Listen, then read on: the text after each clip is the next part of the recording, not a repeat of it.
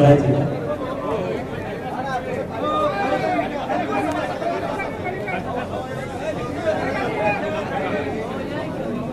सगळ्यांना जय शिवराय.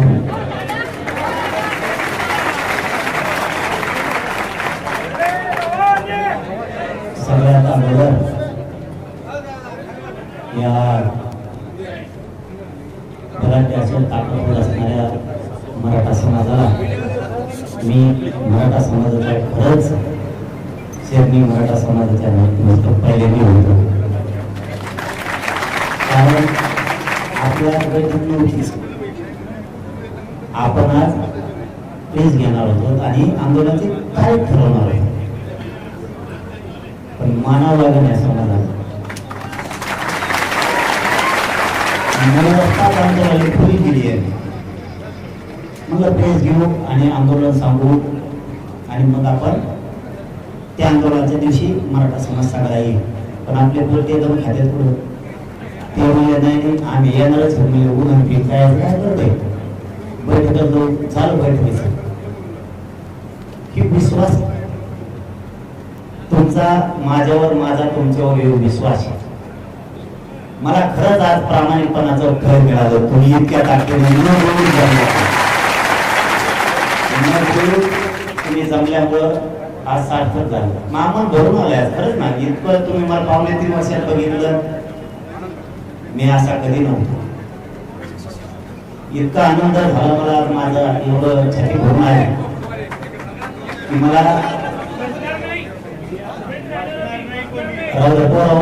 त्याला आवाज ऐकायला ते दाखवायला म्हणते. ते खाली बसल्यावर त्यांना ते कॅमेरा लावता येत नाही. खाली बसा म्हणू नका त्यांना राव देऊ. आज एवढं मन भरून आलं की समाज धरून आला आणि मग बोलवतो.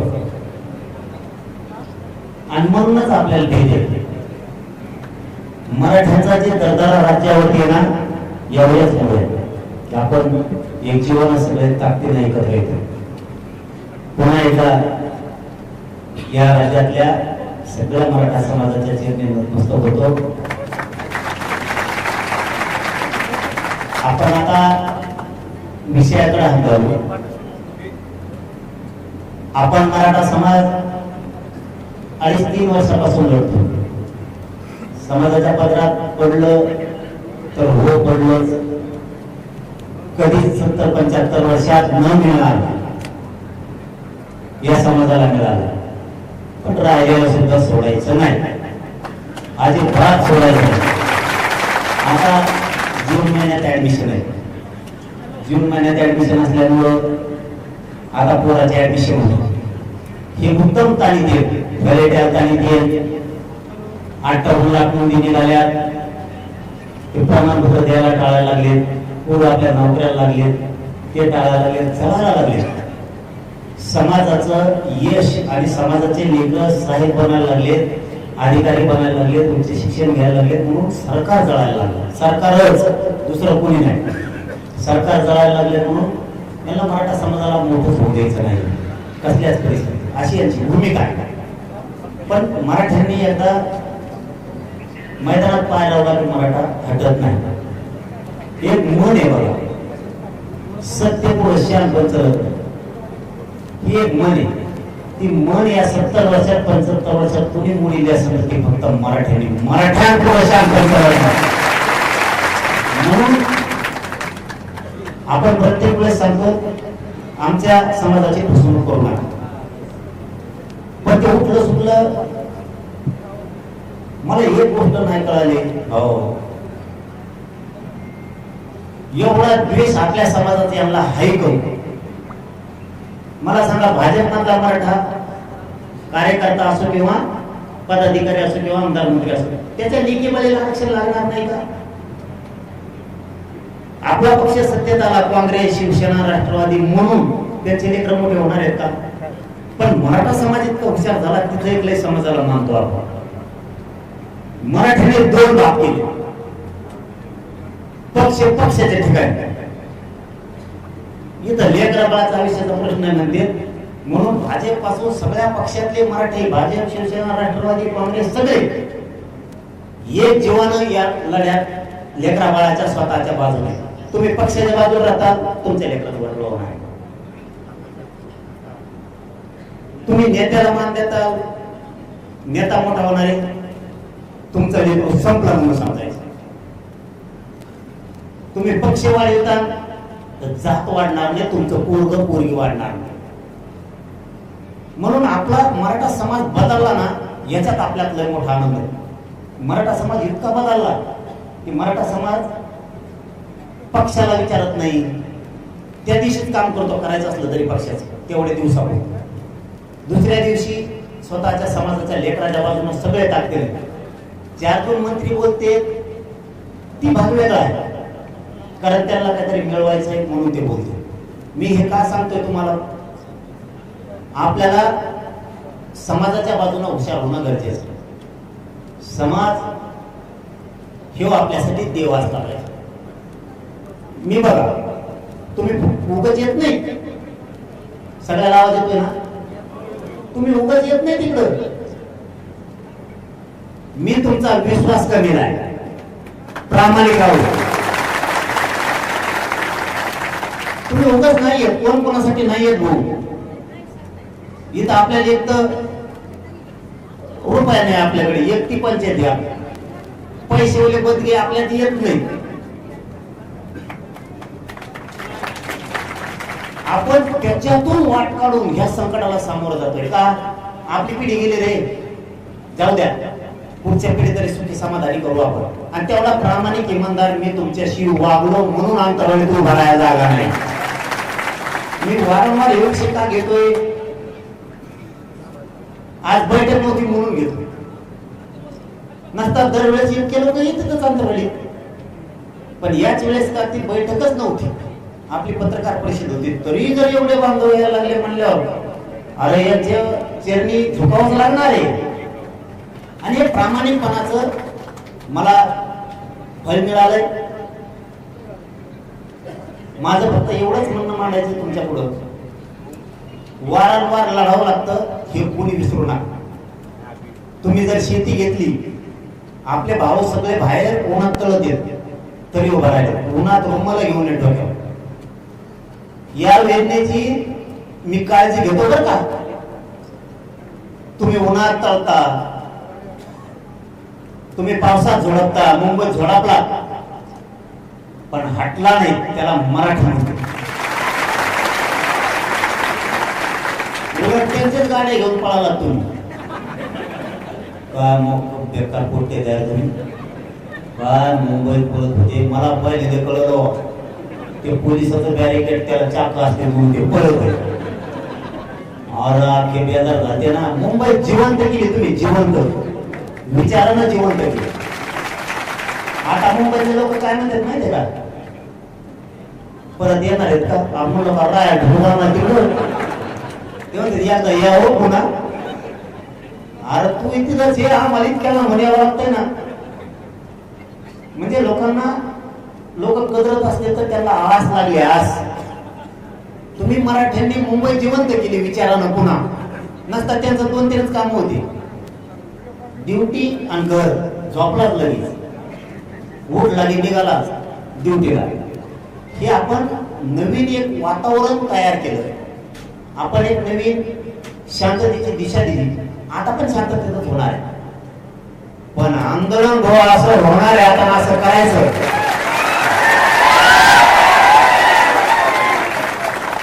पुन्हा मात्र फडणवीस साहेबांच्या आधी दिशा काहीच दिसलं नाही पाहिजे, नुसते मराठी दिसले पाहिजे. माझं फडणवीस साहेबांबद्दल वाईट मत नाहीये, पण माझ्या समाजाचं वाटलं होणार असलं तर मी तुम्हाला कोणालाच मुचिणार नाही. मला मित्र नको, मला मंत्र्यांशी संबंध नको, मला माझ्या समाजाच्या लेकराच्या चेहऱ्यावर आनंद बघायचा, मला ते सुखी समाधानी बघायचं. त्यासाठी मी जीवाचं रान केलंय.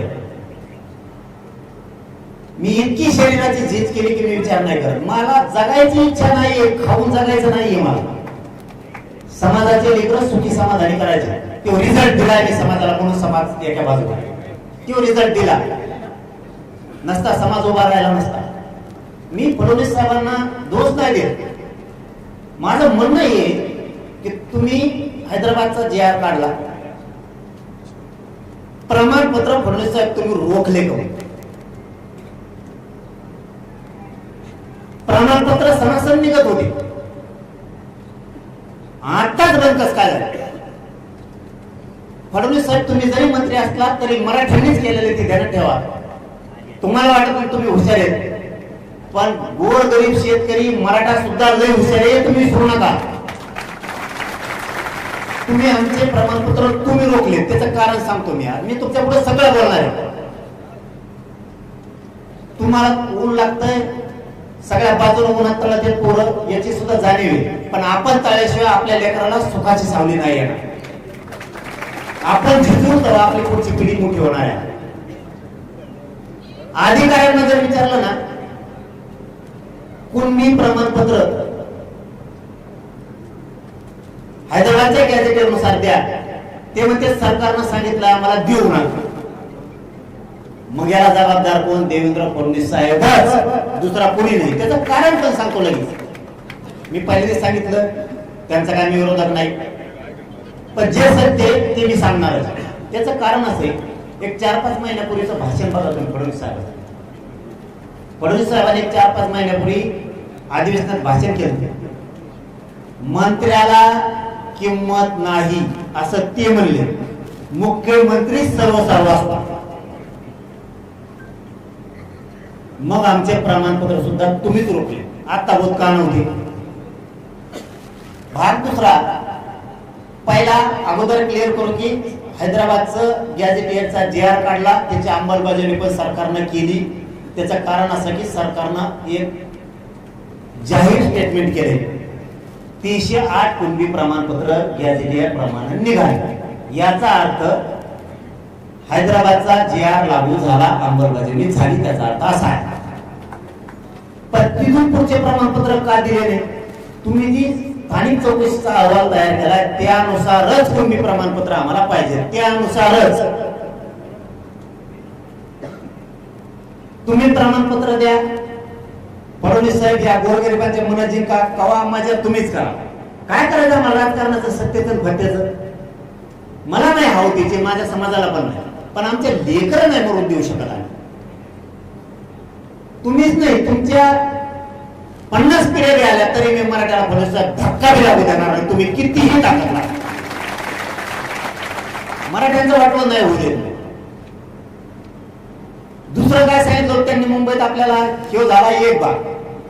हैदराबादच्या जे आर प्रमाणे मराठवाड्यातले मराठे हे सगळे कुणबी आहेत. मराठवाड्यातल्या मराठ्यांना आता इथून पुढच्या काळात प्रमाणपत्र वाचून फडणवीस साहेबांनी रोखू नये. सगळ्यांना कुणबी प्रमाणपत्र देऊन सगळ्यांच्या व्हॅलिडिटी द्यायच्या. आंदोलनाच्या तारखेच्या आत नसता आंदोलन भयानक होणार. दुसरा भाग 58 लाख कुणबी नोंदी सापडल्या त्याचे सगळे प्रमाणपत्र द्या. ग्रामपंचायतला महाराष्ट्रातल्या जे 58 लाख नोंदी सापडल्या त्या ग्रामपंचायतला लावा. मुख्यमंत्री एकनाथ शिंदे साहेबांनी त्यावेळेस अभियान घेतले होते. जे सत्य ते करायला दिलखुलास केलं पाहिजे या मताच्या आम्ही. एकनाथ शिंदे साहेबांनी अभियान घेऊ प्रमाणपत्र दिले कारण नोंदी सापडले तर घ्यायचं काय काम. तसंच फडणवीस साहेबांनी करावं ही आमची इच्छा आहे. मी आजच गोड बोलतोय आंदोलनाच्या तारखेच्या आत जर तुम्ही केलं नाही तर तुम्ही सगळे व्यापाट्यावर घेतले म्हणून समजा. फडणवीस साहेब असेल तुम्हाला सुट्टी नाही. पण तुमचं शहाणपण मी मराठीच्या पुढे चलवून देत नाही त्याची काळजी नका करू. फक्त आज गोडीनं सांगायला शिंदे साहेबांनी जसे अभियान घेतले अभियान लावा ना. काय घ्यायचंय? फडणवीस साहेबांनी छाती ठोकून सांगाय चाल मी जे आर काढलाय मराठवाड्याचा मी मराठ्यांना कुणबी प्रमाणपत्र मराठवाड्यातल्या सगळ्या देणार. कारण ते ओबीसी आरक्षणाच्या अगोदरचे मराठी आरक्षण म्हणून देतोय. जिंका मराठीचे म्हणून कशाला बोलवले तुम्हाला? तुम्ही सगळे प्रमाणपत्र देऊन मराठ्यांच्या मनात जिंका. आम्ही जी तारीख डिक्लेअर करणार आहे त्याच्या आत. मुद्दा तिसरा, साताराचा संस्थांचा GR तुम्ही का काढत? इथं मनोज जरांगे भाऊ जरांगे पाटील सोपा नाही. इथं भेदभाव नसतो. 5 विभाग आमचे आहेत. अखंड महाराष्ट्र आमचा. मराठवाड्याला मिळालं मग पश्चिम महाराष्ट्र मग अजिबात नाही. पश्चिम महाराष्ट्रातले मराठी एक वर्ष पुस्तक बोलत नाहीत का तर त्यांना विश्वास ह्योच आरक्षण देऊ शकतो. आता तुम्ही म्हणले 1 महिने GR काढतो. सातारा संस्थांचा काढला का? 8 महिने दम खाल्ला. तुम्हाला मी विचारासाठी बोलावलं. माय बाबू काय चूक आहे माहिती? 8 महिने वेळ द्यायला किती वेळ द्यायचा आणखी? मी नाही वेळ देऊ शकत. यांना वेळ द्यायचा आहे का? याला वेळ द्यायचा 8 महिने दिला. सातारा संस्थांचा, कोल्हापूर संस्थांच्या गॅझेटियरचा, औंध संस्थांच्या गॅझेटियरचा GR काढून त्याची अंमलबजावणी पाहिजे. पण चौथा मुद्दा, 1994 ला जसा GR काढला त्या धर्तीवरती सातारा संस्थांचा हैदराबाद गॅझेटियरचा म्हणजे त्या GR मध्ये हैदराबादचं गॅझेटियर सुद्धा घ्यायचं. या तिन्ही गॅझेटियर मध्ये सातारा संस्थान, कोल्हापूर संस्थान, औंध संस्थान आणि पुणे संस्थान या संस्थांचा जो GR निघणार आहे तो 1994 ला जसा GR काढला ओबीसीला आरक्षण देताना त्याच धर्तीवर पाहिजे. कारण त्यांना कसं काय GR काढला की 94 ला एका दिवसात आरक्षण मिळालं, आम्हाला कसं काय मिळालं? 8 महिने झाले तरी. म्हणजे पुन्हा खोटी मला पाहिजे नाही. मग मी खोटा ठेवतो. तुम्ही खोटे थोडे की मी खोटा ठेवला. मी बोलतो तसंच करतो. मी माझ्या जीवनात माझ्या समाजाचा विश्वास संपादन याच्यावर केलाय. मी प्रामाणिक राहिलो, बेमान माझ्या समाजाशी नाही झालो आणि आयुष्यात होणार नाही. मला ना ते खोटे आरोप करून खोटं बोलून ते पैसे कमवून मला त्या पैशातून माझ्या लेकराला अन्न खाऊ घालायचंच नाही. ते बेमानी करत इथं उपाशी तर फळून मरण, पण खोटं बोलून पैसे पद मला नाही कमवायचे. कमवणारी गॅंग दुसरी त्यांचा चालू आहे.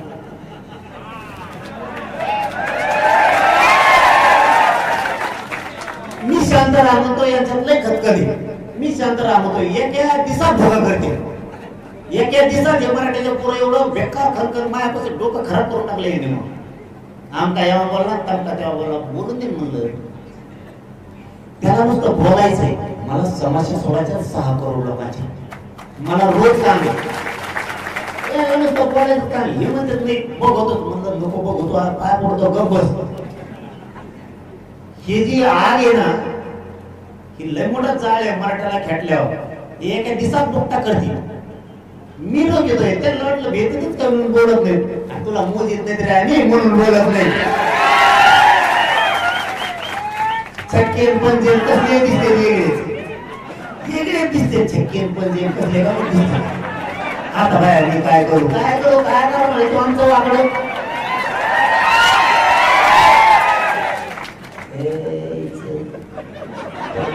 काय राहू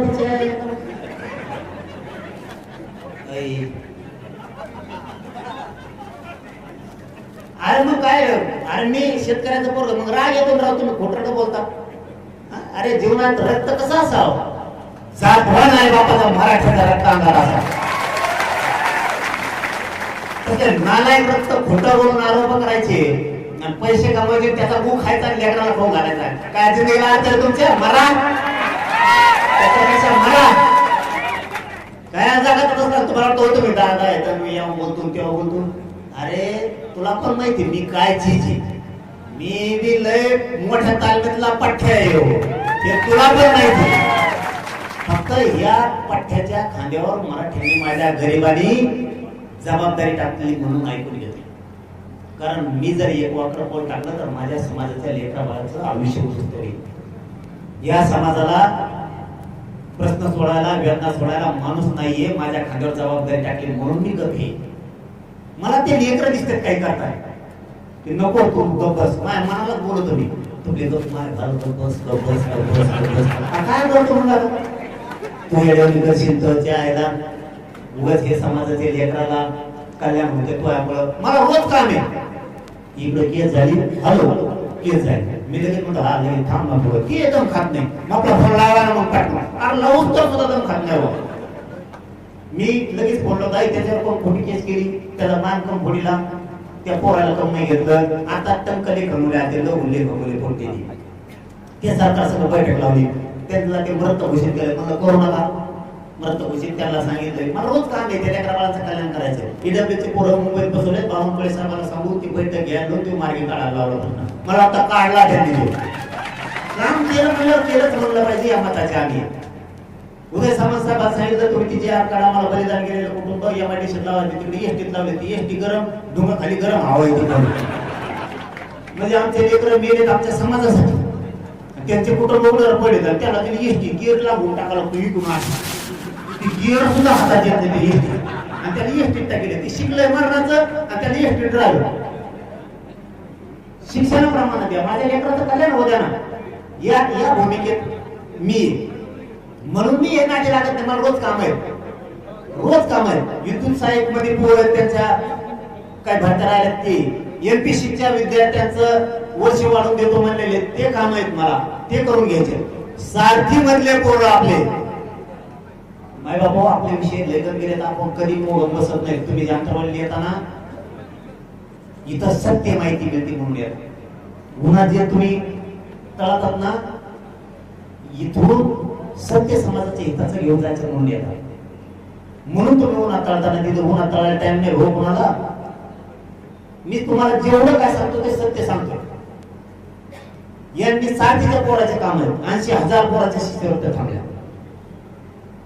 काळाटोळा करता आमच्या पोरांचा मला माहिती मिळाली ती खरी खोटी माहिती नाही 1600 ते 1800 करोड रुपये महामंडळाचे ठरले मेलेल्या पोरांचे कर्ज बाजारी होऊन इकडे भारतात देवेंद्र फडणवीस साहेब कथाकच सांगत आम्ही मराठ्यांना उद्योगपती करायला लागलो महामंडळ स्थापन केलं आणि परतावे कोणी द्यायचे पोरं कर्ज बाजार झाले शिबिर खराब व्हायला लागले मला काम आहे मला रोज समस्या आहेत कोणाच्या बांधाच्या शेताचे आहेत कोणाच्या पोरी शिकायला आहेत तिथले आहेत कोणाच्या कॉलेजचे आहेत कोणाच्या शाळाचे आहेत कुणी दवाखान्याचे आहेत कोणाचा ऍक्सिडेंट झाला मला रोज ते काम आहेत मला समस्या सोडायला लागतात बोलणाऱ्या लोकांच्या समस्या सोडायच्या उठला की फक्त बोलायचं दुसरं आहे का पुत्र तरी का दारात मला रोज काम करायचं आणि मी समजा असं मनात धरून चला समजा बरं का मी तर मोकळा होतच नाही आता पण समजा मी त्याच्यासारखा मोकळा झालो त्याला काय काम नाही मला काय आपलं काम ते गेलेलं मी गेलेलं ते अंगावर बोलणार तो कमराच्या खाली बोलणार तर मी कमराच्या वर बी बोलणार खाली बोलणार मी लेखाच्या तालमी दिला म्हणून माझ्याकडे काय शब्द कमी येतात भारतात कोणत्याच पुस्तकात लिहिलेले असे शब्द आहेत आपल्याला आणि तुम्ही पक्षाचा उदय करणार तुम्ही नेत्याचा उदय करणार वा मी शत्रू काय सांगू राहिलो बलिदान गेलं काल काय फडणवीस साहेबांनी यांनी ग्रामपंचायत जाळी 51 लाखाचं नुकसान झालं इटा सगळं जरी जळलं तरी 51 लाखाची ग्रामपंचायत इटा सगळं जळलं तरी इटा सगळं म्हणतो आम्ही सरपंच म्हणला नेट नव्हता ते म्हणे इटा सगळं जरी जाळी तरी 51 लाखाची नाही काय आरोप ठेवला त्याच्यावर यांनी ग्रामपंचायत जाळली आणि ते पूर्ण नव्हते झाला 12 नाव घेतलं कारण तपास त्या अधिकाऱ्याचा फडणवीस साहेब खरे असतात तुम्ही नसता तुमच्या मागे मी लागला कोणी देवा अधिकारी कस काय 51 लाखाचं काय जळालं कोणतं हे खोटे गुन्हे दाखल केले मराठ्यांच्या पोरावर राज्यात हे गुन्हे तुम्हाला मागं घ्यावाच लागणार नाही तुम्हाला सोडीतच नाही